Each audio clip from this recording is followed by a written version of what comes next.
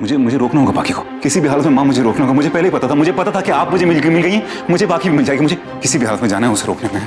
कोई फायदा नहीं, वो जा चुकी है। वो अब नहीं आएगी, वो अब नहीं आएगी, वो अब नहीं आएगी, वो अब नहीं आएगी, वो अब नहीं आएगी, वो अब नहीं आएगी, वो अब नहीं आएगी।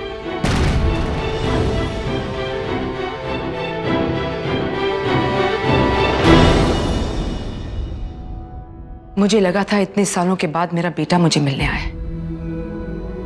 लेकिन ये नहीं पता था कि तुम्हारे रूप में तुम्हारे बाबा आए। तुम मुझे क्यों ढूंढ रहे थे अंशुमन? माफी मांगने के लिए? किस बात की माफी? जो गलती तुमने की ही नहीं उस बात की माफी? जो गलती तुम्हारे बाबा ने 20 साल पहले की उस बात की माफी? लेकिन तब तो तुम बहुत छोटे थे, तुम्हें तो कुछ याद भी नहीं। तुम्हारा तो उसमें कोई कसूर ही नहीं। लेकिन उस गलती का क्या जो तुमने 20 साल बाद दोहराई है, जो इतिहास तुमने फिर दोहराया है, एक फिर देवकी पैदा की है, उसकी माफी किससे मांगोगे? तुम जानते हो मैं इतने सालों से तुम्हें क्यों नहीं मिली? ताकि मेरी बदनामी के छींटे तुम तक ना पहुंचे। माँ मेरी एक बार बात तो सुनिए।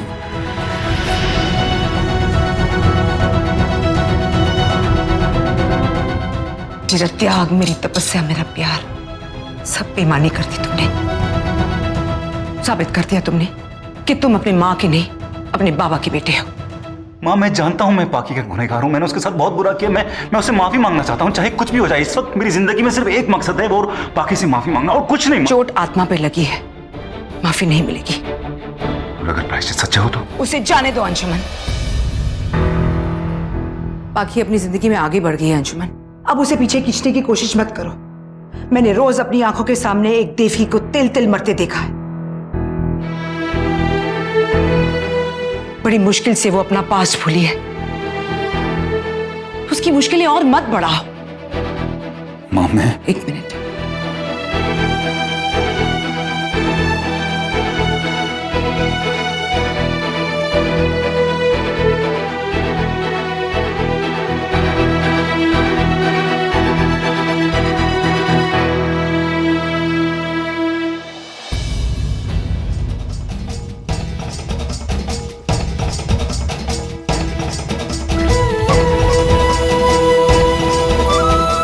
मेरे हवाले कर गई थी, कहा था इसका ख्याल रखने के लिए।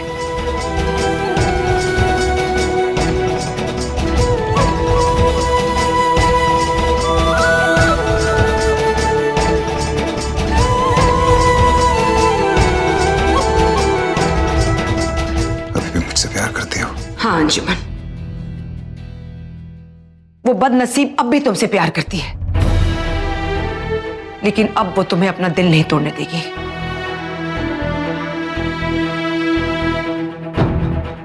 बहुत लड़ी अपने आप से, बहुत दर्द सहा, अपने बच्चे से दूर रहने का दर्द सहा मेरी तरह।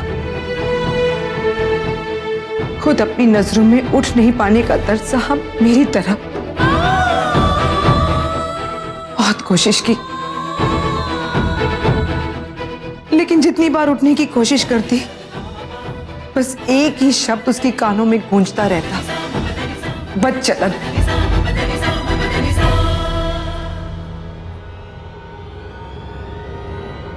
सोने नहीं देता, चैन से रहने नहीं देता, खुद पर से विश्वास उठ गया है।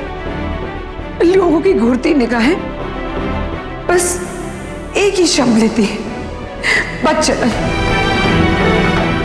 मैंने सहा है अंशुमन, वो बच्ची ने सहा है। सब कुछ भूल गई, लेकिन वो एक शब्द नहीं भूल पाई, एक शब्द नहीं भूल पाई, बदचलन। क्यों किया तुमने ऐसा अंशुमन? तुमने ऐसा क्यों किया? मेरी सारी तपस्या बेकार कर दी तुमने, मेरी सारी तपस्या बेकार कर दी तुमने।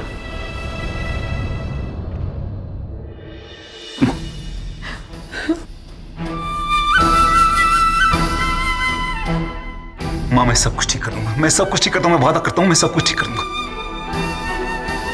बाकी अगर जिंदगी भर मुझे माफी नहीं देगी तो मैं जिंदगी भर उसे माफी मांगता रहूंगा। जब तक वो माफी नहीं देगी तब तक उसे माफी मांगता रहूंगा। आपको पता है मैंने बाकी के सामने बहुत सारी गलती की है और हर गलती में उसने मुझे माफ किया बिना मेरी माफी मांगे। और इस बार ये माफी मांगने के लिए मैं मरते दम तक उससे माफी मांगता रहूंगा जब तक वो मुझे माफ नहीं करते थे। मेरे दिल के अंदर प्यार जगाने के लिए उसने अपनी कुर्बानी दी। मां मैं इस कुर्बानी को ऐसे जाया नहीं होने दूंगा। मुझसे बहुत बड़ी गलती हुई मां, मुझे माफ कर देना प्लीज।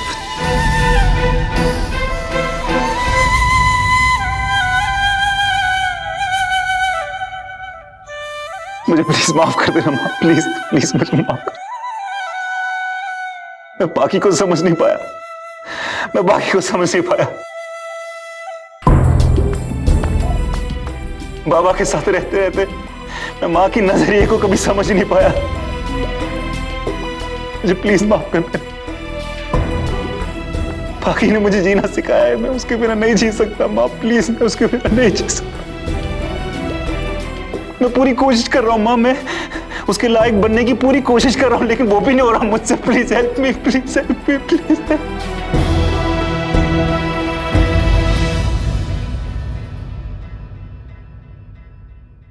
ठीक है, अगर यही बात है तो तुम्हें अपने आप को साबित करना होगा।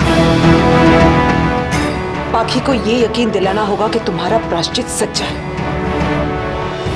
अगर ऐसा होता है तो 20 साल पहले जिस देवकी को उस चौखट से निकाला गया था, उसी चौखट पर वो देवकी अपने बेटे और बहू के स्वागत के लिए इंतजार करेगी। बरसों पुरानी रीत बदलेगी। इस बार बाकी अग्नि परीक्षा नहीं देगी। तुम दोगे, तुम दोगे, तुम दोगे, तुम दोगे, तुम दोगे, तुम दोगे, तुम दोगे।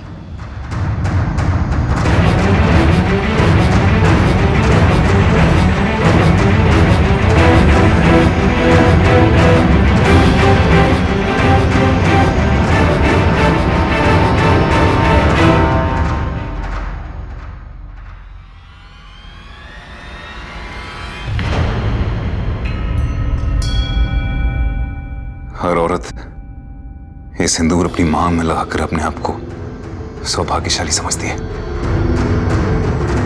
मेरे इस नाम के सिंदूर को बाकी अगर अपनी मांग में लगाए तो ये मेरा सौभाग्य होगा। लेकिन इस सिंदूर का सौभाग्य तब होगा जब इसे बाकी अपनी मांग में लगाएगी।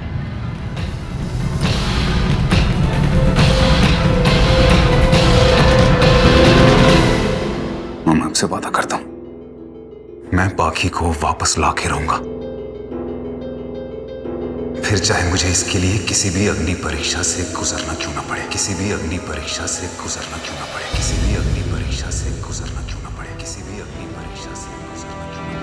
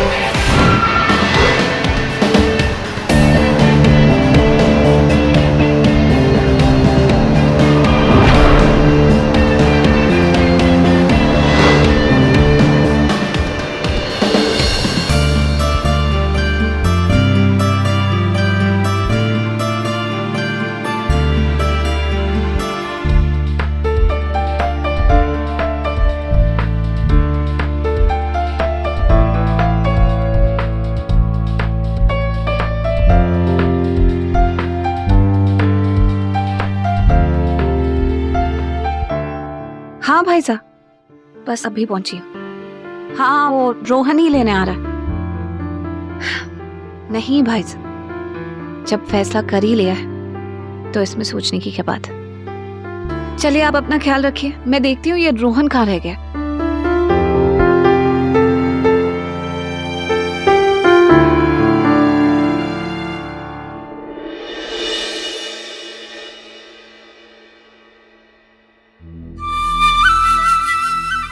इस सिंदूर को, अपने अतीत को मेरे पास छोड़ के आगे बढ़ने जा रही हो पाखी।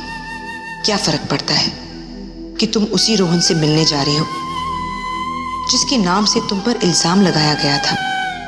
तुम सच्ची हो, तुम्हारा ज़मीर सच्चा है, तो अपने साफ पाक रिश्ते को किसी के इल्जाम से बदलने नहीं देना।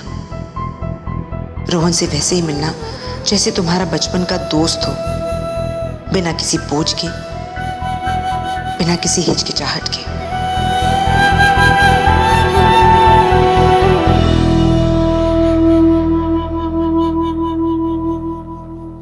ये रोहन कहाँ रह गया?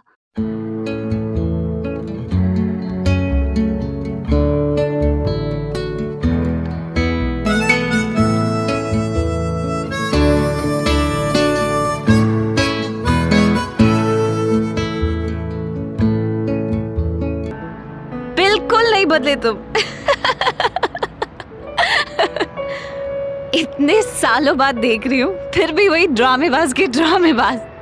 ना हालचाल पूछा ना कुछ, बस शुरू हो गए अपने फिल्मी स्टाइल में। अब चलो, लोग देख रहे हैं। बाप रे।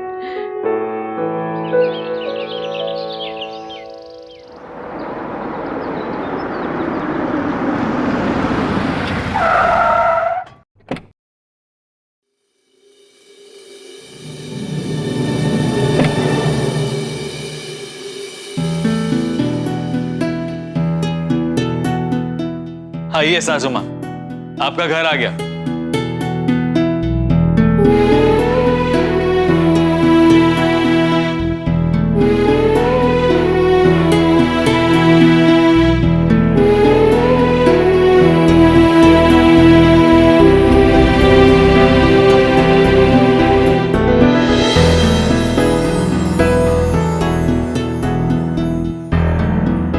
सासू माँ, ये आपका घर है, आपका।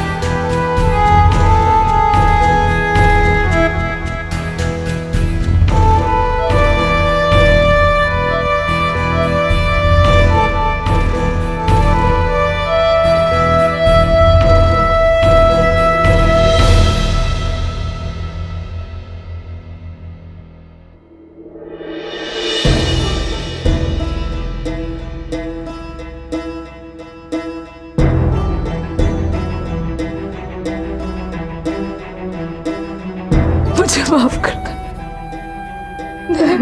नहीं माँ, ऐसे मत बोलिए।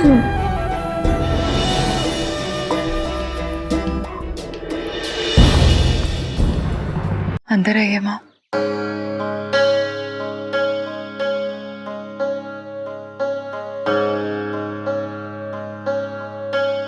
वेलकम दादी।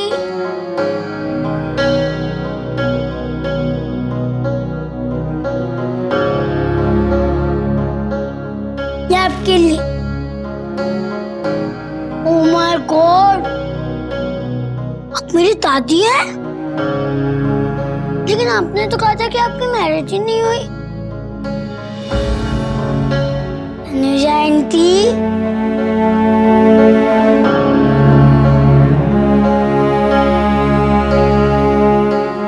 हाँ, जब मुझे पता चला कि मेरा इतना प्यारा पोता है मैं अनुजा आंटी से दादी माँ बन गई।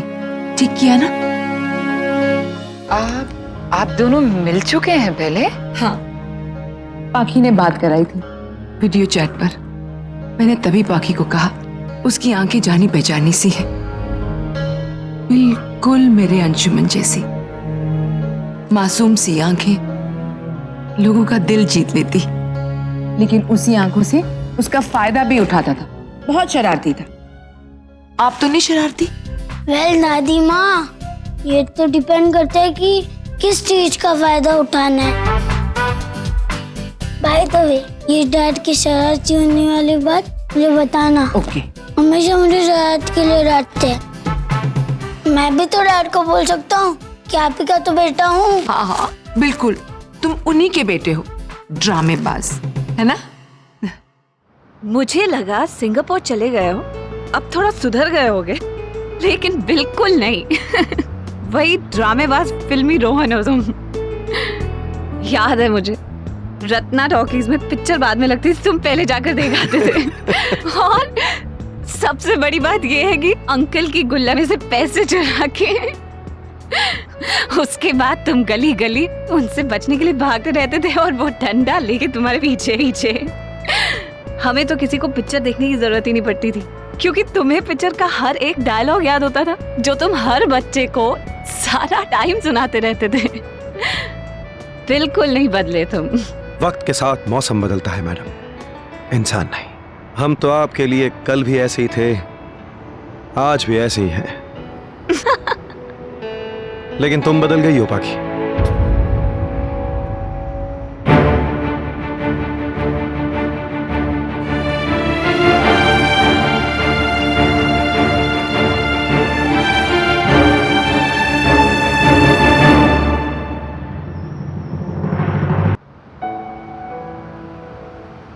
आंखें आज भी वैसे ही खूबसूरत हैं, लेकिन उदास हैं।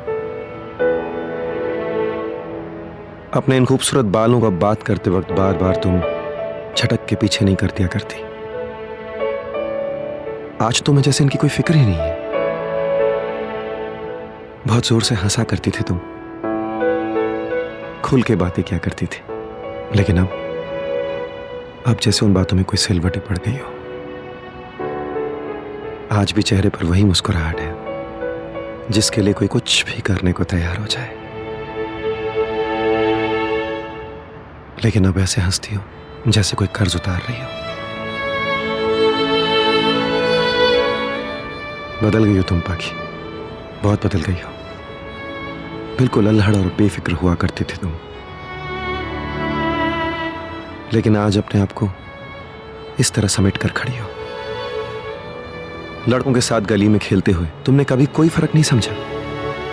हमारी आंखों की परवाह ना करने वाली वही पाखी आज जैसे खुद को दुनिया की नजरों से देख रही है। बदल गई हो। ओह प्लीज, वो तो मैं तो हमेशा से तुम्हें ऐसे ही देखता था। इतना ही दर्द, इतनी ही चाहत से, लेकिन तुम्हें तो जैसे कभी किसी बात का पता ही नहीं चला, कभी इस और देखा तक नहीं। लेकिन आज मेरी बातों से तुम बेआराम हो रही हो पाखी। बदल गई हो तुम। वो तुम्हारी कदर ही नहीं समझ पाया पाखी। वो तुम्हारा हस्बैंड